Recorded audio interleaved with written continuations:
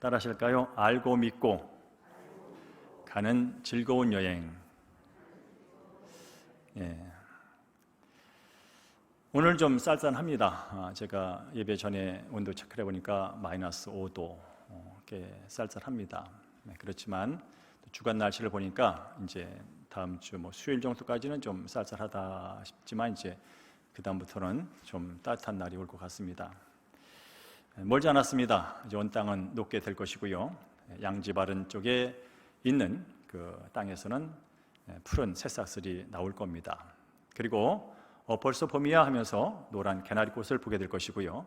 또 연분홍의 꽃들을 또 백색의 목련을 보게 될 겁니다.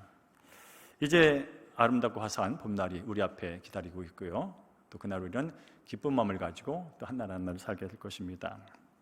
지금은 우리가 검은색 중심의 두툼한 외투를 거치고 있지만 이제 얼마 안 있으면 한 겹 두 겹 벗겨내면서 가벼운 옷차림으로 이제 들로 산으로 나갈 날도 있을 겁니다. 그날을 소망합니다.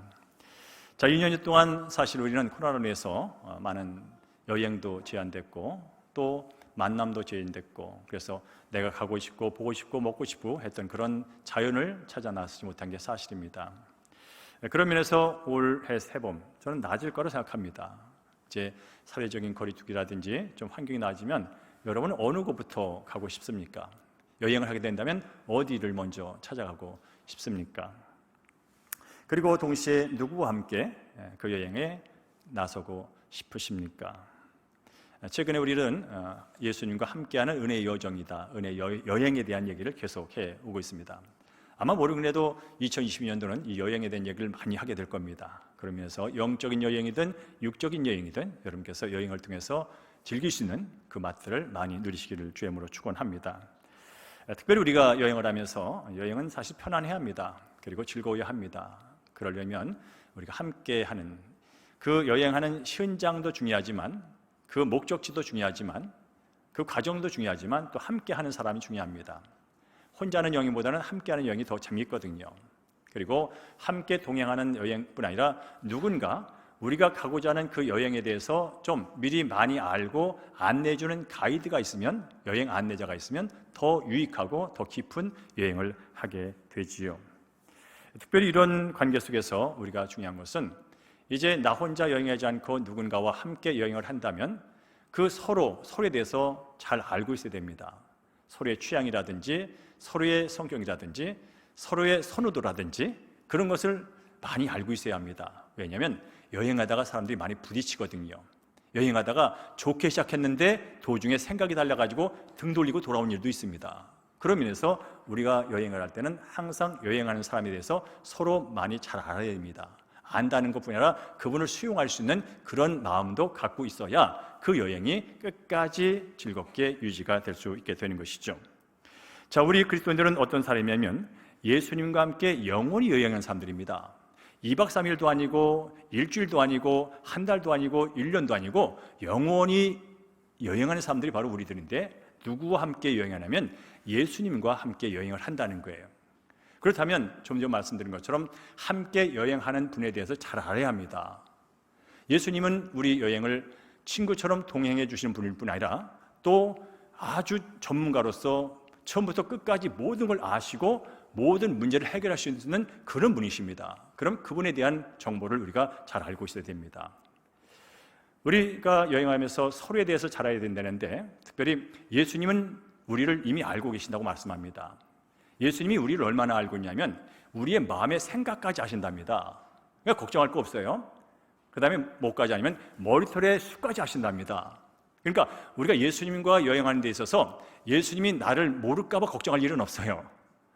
내가 여행하면서 나의 상태, 내 마음, 내 감정 그분은 다 아신다는 거예요. 그러니까 여러분 믿으세요. 그렇다면 한 가지 남은 게 있어요. 예수님은 나에 대해서 다 알고 여행에서 발생된 그 문제 가운데 내 감정까지 다 알고 그것을 잘 선하게 반응해 주신다면 이제 남은 건 내가 예수님을 아는 거예요. 내가 예수님을 알아야 그 여행이 편안하고 알아야 그분께서 말씀하신 것대로 서로 순응하고 수용하면서 가게 된다면 우리는 여행하면서 예수님을 여행하기 전에 또 여행을 하면서 예수님을 아는 일에 힘써야 된다는 거죠. 왜 이 알미 필요하냐면 베드로서 1장 2절, 오늘 본문의 말씀 때문에 그렇습니다. 다시 한번 베드로서 1장 2절 말씀을 다시 한번 읽겠습니다. 시작. 하나님과 우리 주 예수를 알므로 은혜와 평강이 너에게 더욱 많을지어다 라고 말씀합니다. 더욱 많을지어다 라는, 많은 거 좋아하죠? 저도 많은 거 좋습니다. 많은 거 좋은 거예요. 근데 물론 나쁜 게 많으면 안 되죠. 근데 여기서 막 더욱 많다는데 뭐가 많은가 봤더니 은혜가 많답니다. 뭐가 많은가 봤더니 평강이 많답니다. 이 은혜라는 것은 뭐냐면 하나님이 값없이 베풀어 주신 호의라고 말합니다. 이게 사진적인 의미죠. 그게 말하면 받을 자격이 없는 사람에게 그 사람의 필요한 것들을 거저 주신다는 거예요. 이게 은혜예요. 그러니까 여러분, 하나님이 내게 필요한 것을 거저 값없이 많이 주는 거 좋은 일입니까? 별로입니까? 좋은 일이겠죠? 네? 네, 좋은 일이에요. 거저 하나님께서 내게 필요한 걸 많이 준다는 것은 좋은 일입니다. 저는 많이 받고 싶습니다. 뿐만 아니라 여기서 말하는 평강이라는 단어는 어떤 뜻이냐면 샬롬 에이레네라는 뜻이에요. 이게 뭐냐면요, 총체적인 복이라는 뜻이에요. 그러니까 마음의 평강만이 아니라 마음의 평강을 유지할 수 있는 그 모든 외부적인 조건, 내적인 조건을 다 충족하는 복이라는 뜻이 이 샬롬, 이 평강이라는 뜻입니다. 그러니까 여러분, 이 샬롬은 육체적인 필요의 충족과 내적인 영적인 모든 충족을 해줄 수 있는, 물질은 물론 건강은 물론 모든 관계는 물론 모든 것이 완벽하게 충분하게 공급되는 것을 평강이라고 말합니다. 이거 많은 거 좋습니까? 대충 있는 거 좋습니까? 많은 게 좋지요. 그러면 은혜도 많으면 좋겠고 평강도 많으면 좋겠다면 어떻게 이것을 내 삶 속에 풍성하게 많게 할 수 있을까요? 오늘 본문은 그렇게 말합니다. 하나님과 우리 주 예수를 알므로 많아진다는 거예요. 하나님과 우리 주 예수를 알므로 많아지는데 뭐가 은혜와 평강이 많아진다는 거예요. 내가 많았으면 좋겠다는 것이 하나님과 주 예수를 알므로 많아질 수 있다는 거예요. 자, 네가 많아지려면 이렇게 노력해야 되고, 네가 많아지려면 이것을 해야 되고, 네가 많아지면 이걸 참아야 되고, 그런 뜻이 아니라 하나님을 알면 많아지고 예수님을 알면 많아진다는 거예요. 그럼 여러분, 이거 손에 날 일 아니잖아요. 그러면 우리가 많아지는 그런 생각과 그런 마음을 갖고 있다면 뭐에 집중하면 돼요? 그분을 알면 되는 거예요. 하나님이 어떤 분인지를 알고 예수님이 어떤 분인지를 알면 알수록 우리는 많아진다는 거예요. 뭐요? 그분이 값없이 베풀으신 은혜를 많이 받아 누릴 수 있고, 그분을 알면 알수록 그분이 우리에게 공급하고자 원하는 그 평강의 총체적인 복을 내 삶 가운데서 실제로 누리며 살 수 있게 된다는 거예요. 이게 얼마나 좋은 일입니까? 그렇다면 우리가 예수님과 함께하는 은혜의 여정, 이제 인생을 살아갈 뿐 아니라 우리는 예수님과 함께 사는 영적인 모든 영원한 삶을 살아갈 때 있어서 우리는 하나님께 주시는 값을 주시는 것들을 많이 누리며 살기를 원하잖아요. 이왕 여행할 거면 편안하고 많은 것 보고 많은 것 누리고 많은 것 즐기고, 그렇죠? 그렇게 하면 좋잖아요. 그러려면 우리가 할 것은 다른 게 아니라는 거예요. 우선 알라는 거예요. 하나님을 알라는 거예요. 계속해서 주님을 알아가라는 거예요. 그러면 그 알을 통하여 많아진다는 거예요. 무엇이? 은혜와 평강이. 그렇습니다. 행복한 여행은 누구와 함께 가며 누구의 안내를 받느냐에 따라 그 질이 달라집니다. 마음이 맞는 사람과 여행을 하는 것과 마음이 맞지 않는 사람과 여행하는 것은 참으로 질이 차이가 납니다. 안내자도 마찬가지입니다. 그 지역과 그 일정에 대해서 정말 전문적인 지식을 갖고 있고, 지식뿐 아니라 멋진 아름다운 성품을 갖고 있는 안내자 가이드를 만나면 그 여행이 편합니다. 가이드를 만났는데 지식은 탁월해요. 이건 이겁니다, 저건 저겁니다, 잘 알려주는데 쌀쌀맞죠. 그러면 그 여행이 별로 기분이 안 좋아요.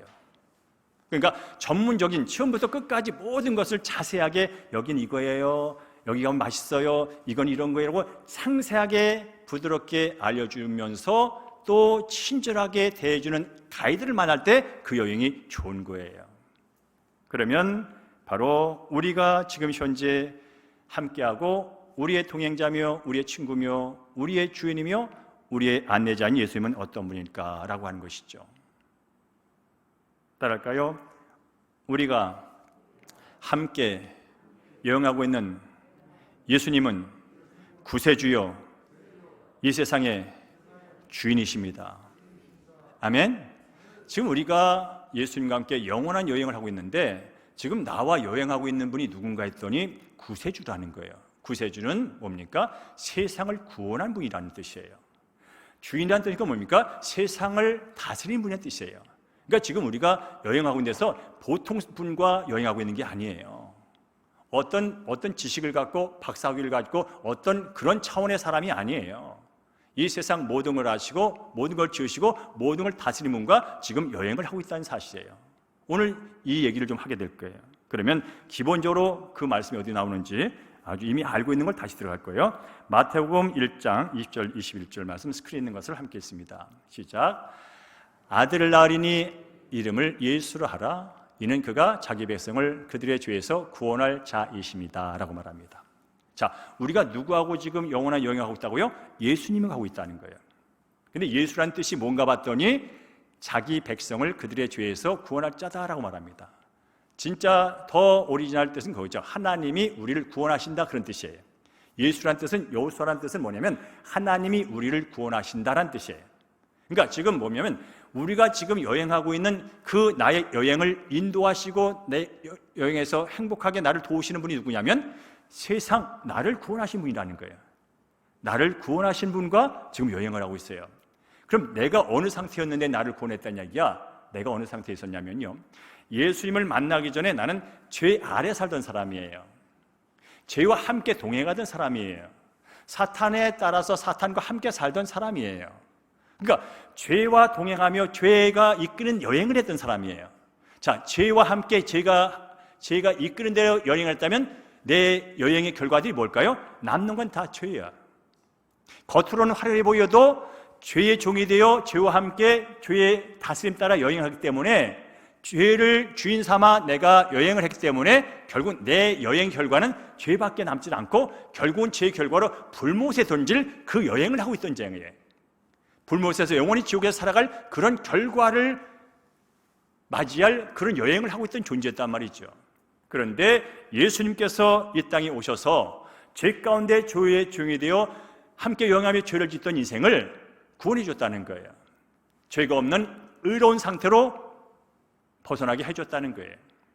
사탄의 종에서 하나님의 자녀로 넘어갈수록 그분께서 구원해 줬다는 거예요.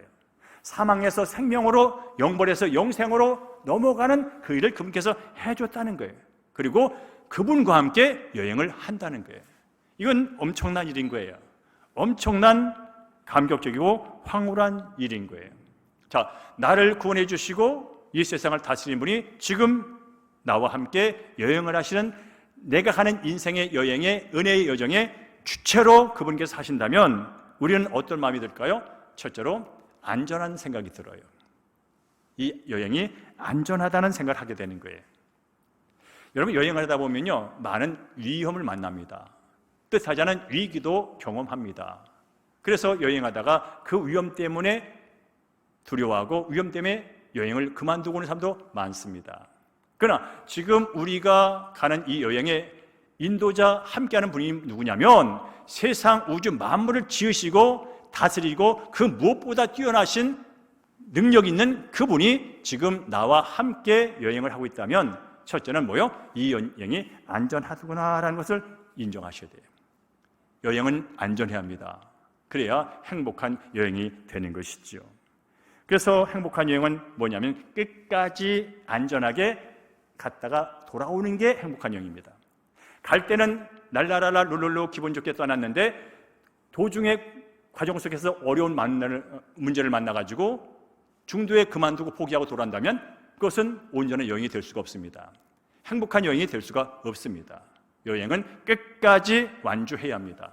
내가 보고자 했던 거 다 봐야 되고요, 먹고자 했던 걸 다 먹어야 되고요, 또 함께 유익한 어떤 것을 얻고자 한 것을 다 얻고 와야 합니다. 그게 성공한 여행이라면 바로 예수님과 함께하는 은혜의 여정은 따라합시오. 끝까지 안전하게 여행하는 그런 여행이다. 아멘. 자, 이것이 어떻게 가능한지를 알려드릴게요. 자, 다시 한번 마태복음 1장 20절 23절 말씀이 스크린 있는 걸 읽겠습니다. 시작. 보라, 처녀가 잉태하여 아들을 낳을 것이요 그의 이름은 임마누엘 하라 하셨으니 이를 번역한즉 하나님이 우리와 함께 계시다 합니다라는 말이에요. 자, 예수님께서 이 땅에 오셨어요. 죄 가운데 죄와 여행하다가 죄의 열매만 맺고 영원한 죄 속으로 들어갈 그 인생들을 구원하기 위해 이 땅에 오신 예수님, 그 예수란 뜻이죠. 하나님이 우리를 구원하신다. 그런데 예수님은 또 다른 이름이 있다는 거예요. 또 다른 이름. 그 이름이 뭐냐면 임마누엘이라는 이름이 있다는 거예요. 근데 그 뜻이 뭐냐니까 아주 친절하게 성경에서 알려줬어요. 임마누엘 뜻은 뭐냐면 하나님이 우리와 함께 계신다는 뜻이에요 라는 거예요. 자, 예수님께서는 이 땅에 우리를 구원하러 오셨을 뿐 아니라 우리와 함께하러 오신 하나님인 줄로 믿습니다. 그러니까 임마누엘이라는 뜻은 어떤 뜻이냐면 우리와 함께 있는데 한시도 떠나지 않고 함께 계속 있다는 뜻인 거예요.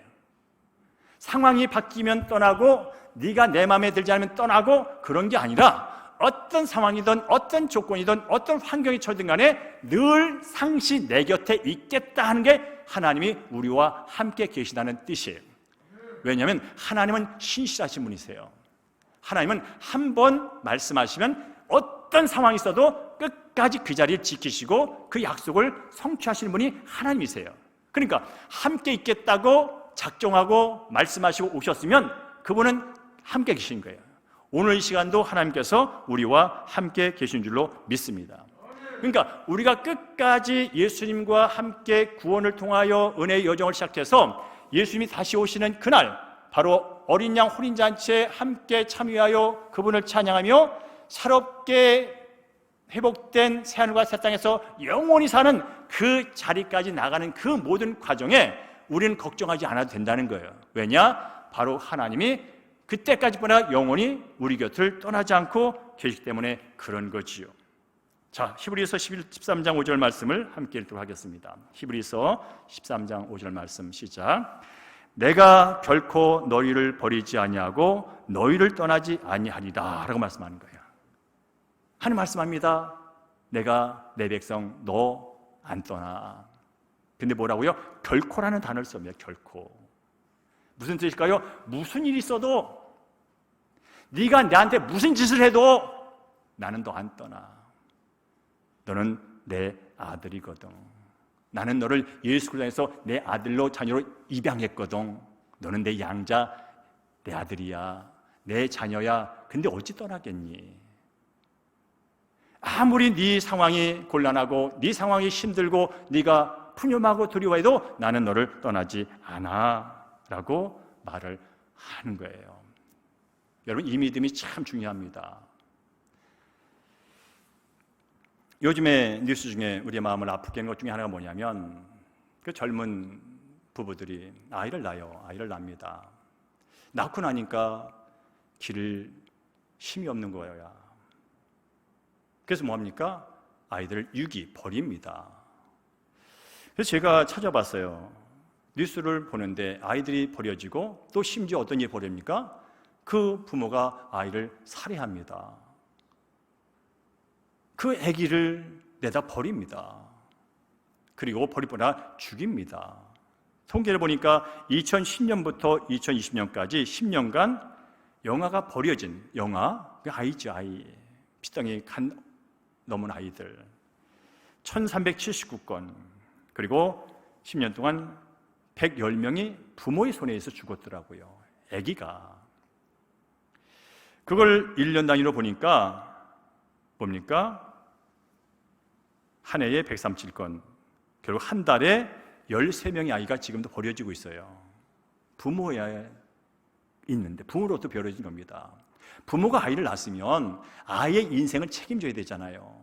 부모가 아이를 낳았으면 끝까지 그 인생 끝까지 책임져야 되잖아요. 근데 버리더라고요. 얼마나? 매달 13명 정도가 버려지고 있어요. 그리고 뭐라고요? 한 명은 버려지는 걸 넘어서 죽음을 당해요. 누구 손에? 부모 손에. 그러나 성경 말합니다. 이 자리에 저나 이 자리에 있는 우리 권사님, 장로님, 모든 성도님들은 예수 그리스도의 피로, 그분의 은혜로 하나님의 양자된 자들이라고 말합니다.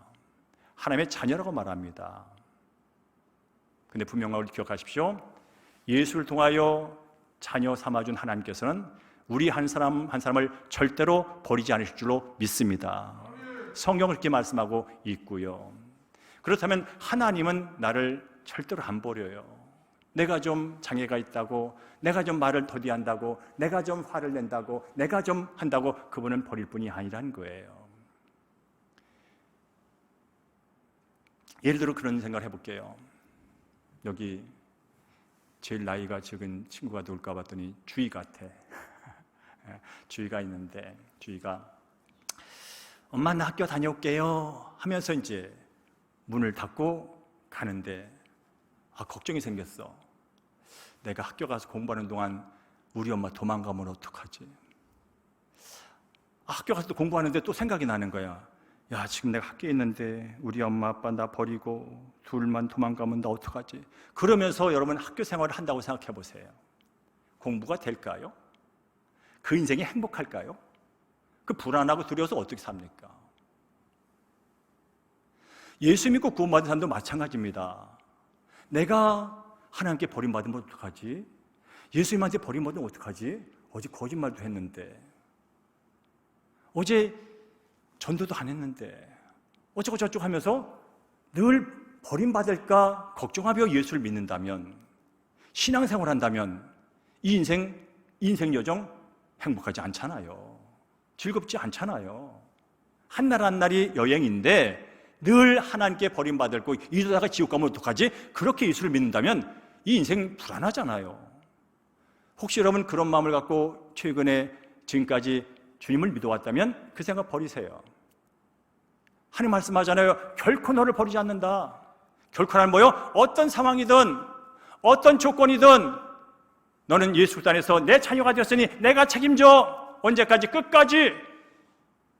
예수님이 이 땅에 다시 오는 그날까지 나는 너를 붙들 거야. 내 오른손은 너를 붙들고 있다니까. 두려워하지 마. 놀라지 마. 라고 말씀하신다면 우린 그 말씀을 믿는 거예요. 내가 지금 하고 있는 어떤 상황과 어떤 감정을 메워가지고 내가 구원을 받았는지 안 받았는지 이러다가 지옥 갈까? 그렇게 생각하는 건 내 생각이에요. 그 신앙을 갖고 있으면 여러분 신앙이 자라지 않습니다. 모든 것은 뭐요? 기록된 말씀입니다. 기록된 말씀에 근거한 하나님의 성품을 믿는 거예요. 하나님은 우주 만물을 창조하신 분이세요. 죄인들을 자신의 아들을 아끼지 않고 내어줌으로 구원하신 분이세요. 그리고 끝까지 너희를 버리지 않고 떠나지 않는다고 말씀하신 분이라면 뭡니까? 기록된 그 말씀에 근거하여 하나님 믿는 게 믿음이에요. 그럴 때 여러분 인생이 여행이 편안하지 않겠습니까? 물론 여행 중에 고난은 있습니다. 여행 중에 어려움이 있습니다. 여행 중에 예상도 못한 것을 만나기도 합니다. 그래서 잠시 불안할 수는 있습니다. 잠시 떨 수는 있습니다. 그렇다고 하나님이 나를 버릴 거야 라고 생각한다면 안 된다는 얘기를 오늘 분명히 말씀해 주는 거예요. 그렇습니다.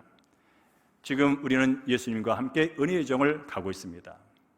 주님이 붙으시기에 여기 있는 우리 장로님과 권사님, 우리 모든 사람은 안전하게 그 끝자락에 주님이 다시 오는 그날 그 자리에 서게 될 줄로 믿습니다.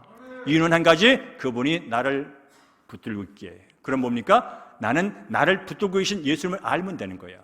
그렇구나. 성경은 이렇다고 말씀하시니 그 알을 믿음으로 붙들고 있으면 되는 거예요. 그럴 때 우리는 그 알을 통해서 그 믿음을 통하여 그 자리에 있게 되고 현재 당면한 문제들을 해결하게 되는 거죠. 뿐만 아니라 행복한 여행이 뭐냐면요, 저는 그렇게 생각합니다. 어떻든 즐거워야 돼요. 여행은 즐거워야 됩니다. 여행은 기뻐야 됩니다. 그리고 여행은 갔다 왔을 때 야, 그래도 좀 유익했다. 좋았어. 야, 그것도 배웠고 그것도 바꿨고 야, 새로운 걸 깨달았어. 그런 어떤 나름대로 유익이 있어야 됩니다. 갔다 왔는데 피곤만 해. 갔다 왔는데 왜 갔다 왔는지를 몰라. 이거 좋은 여행 아닙니다. 그런데 예수님과 함께하는 은혜 여정은요, 은혜 여행은요, 우리에게 정말 즐겁고 행복하고 유익한 여행인 줄로 믿습니다. 왜냐하면 하나님이 함께이기 때문에 그렇습니다. 그 예를 저는 구약의 요셉의 예를 한번 찾아서 간단히 설명해 드리겠습니다. 우리 창세기 39장 2절 말씀을 함께 읽습니다.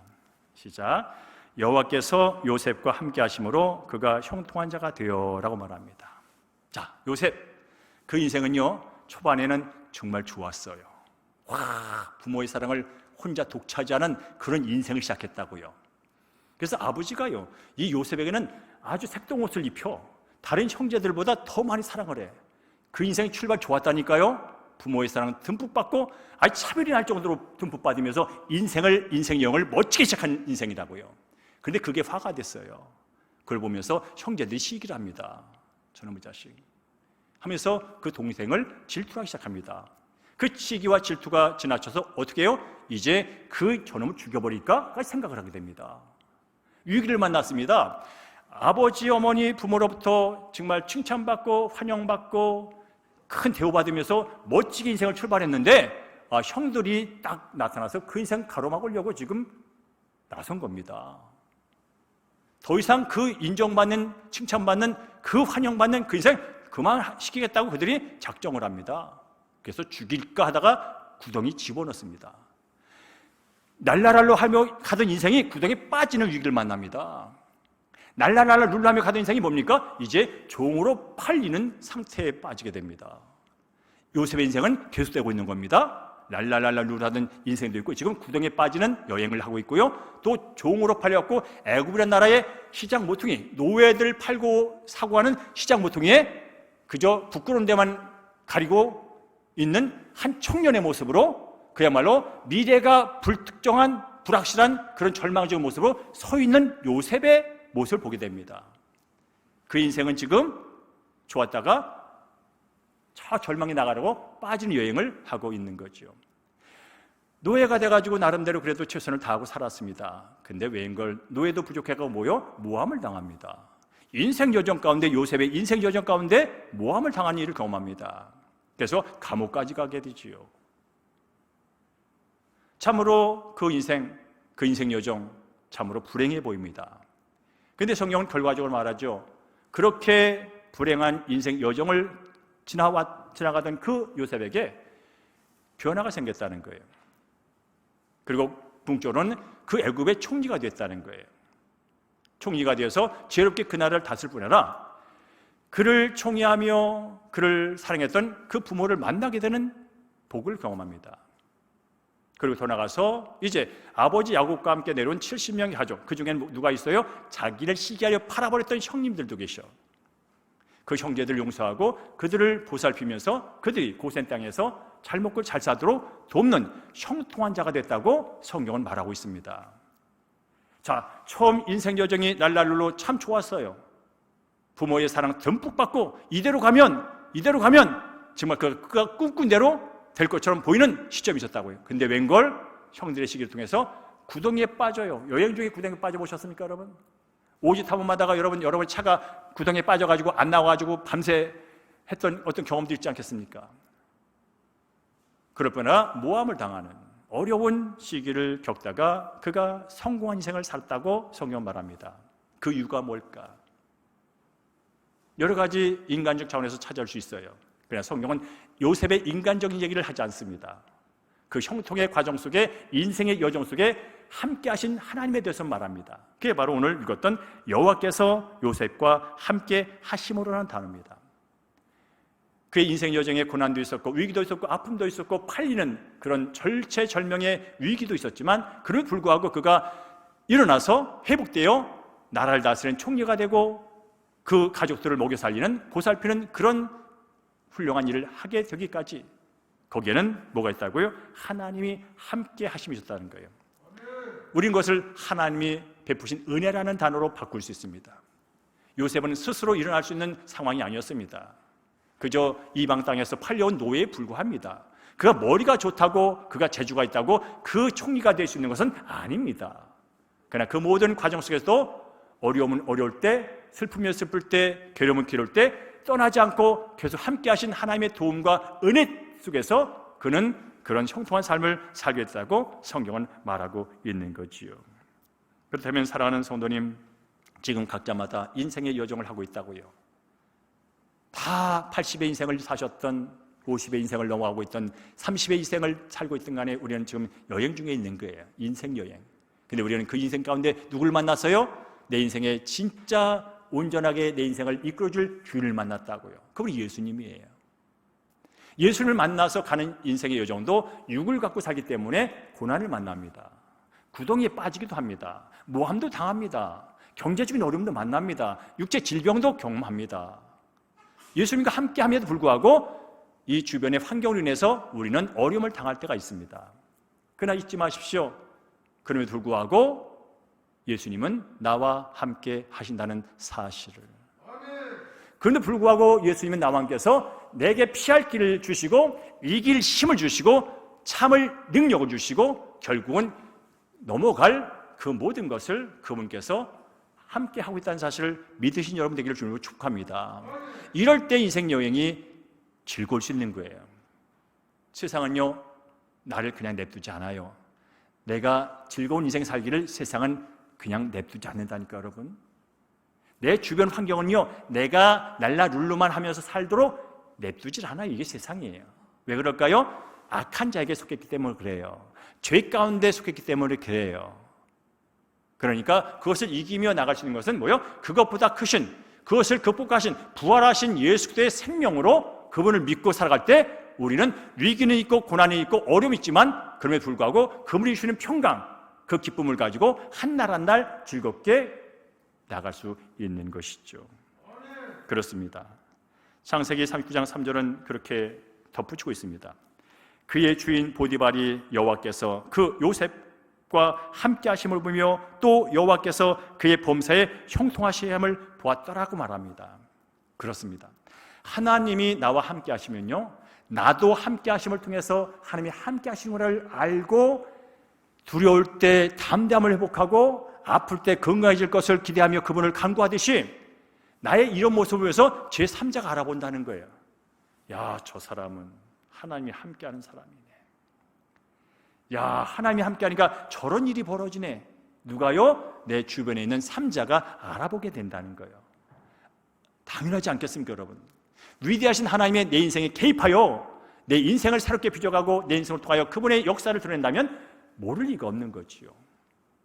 그렇다면 여러분 기대하십시오. 하나님은 나와 함께 하신 하나님은 나의 삶을 통해서도 하나님께서 영광 받으시는구나. 나도 하나님께서 함께함으로 하나님의 영광을 돌릴 수 있는 그런 존재라는 사실을 믿으십시오. 그러니 여러분 예수 믿으면서도 날마다 찔찔대지 마세요. 날마다 근심, 염려, 우울 거기에 지쳐서 찌들어 살지 마세요. 하나님은 그것보다 위대하신 분입니다. 하나님 그것을 극복하는 능력 있는 분입니다. 하나님은 자신의 자녀들이 그렇게 살기를 원하지 않습니다. 내가 부모라면 날마다 내 사랑하는 두 아들이 와가지고 늘 우는 소리, 아픈 소리, 안 되는 소리, 답답한 소리, 그런 얘기를 제가 계속 듣는다면 부모로서 여러분 얼마나 답답한지 아십니까? 하물며 우리가 믿는 하나님은 인간 이용섭인 대갈 수 없는 창조주 하나님, 신실하신 하나님, 은혜와 평강을 많이 주기를 원하시는 그 하나님, 그를 위하여 자신의 독생자를 아끼지 않고 내어놓으시는 분. 그렇다면 여러분 오늘 내가 함께 동행하고 있는 이 예수님은 그런 예수님이라는 그런 분이라는 사실을 뭐라고요? 알라는 거예요. 알고 믿으라는 거예요. 믿고 나서 뭐라고요? 의지하라는 거예요. 그럴 때 어떻게 해요? 형통의 역사가 일어나게 될 줄로 믿습니다. 말씀을 정리합니다. 예수님이 함께 하시면요, 요셉이 그랬던 것처럼 희망이 없는 곳에서도 형통의 역사를 맛보게 될 줄로 믿습니다. 예수님이 함께 하시면요, 지금 육체적인 질병, 마음의 상처 물론 있을 수 있어요. 그러나 그분이 함께 하시면 그분의 권능과 능력으로 우리의 삶은 회복될 것이고요, 우리 삶은 치유될 것이고요, 우리의 빈 것은 채워지는 역사가 일어날 줄로 믿습니다. 믿고 가는 겁니다. 누굴 믿어요? 하나님을 믿는 겁니다. 하나님이 누굽니까? 전능하신 하나님입니다. 하나님이 누구십니까? 신실하신, 결코 떠나지 않고 결코 버리지 않는 그런 하나님입니다. 그런 분을 믿고 나갈 때 우리는 사망의 어둠 컴컴한 음침한 골짜기를 지날지라도 두려움 없이 인내하며 승리하며 나가게 될 줄로 믿습니다. 그래서 오늘 말씀을 결론을 냅니다. 베드로후서 1장 2절. 저는 많이 받고 싶습니다. 저는 우리 사랑하는 성도님이 많이 받는 여러분 되기를 원합니다.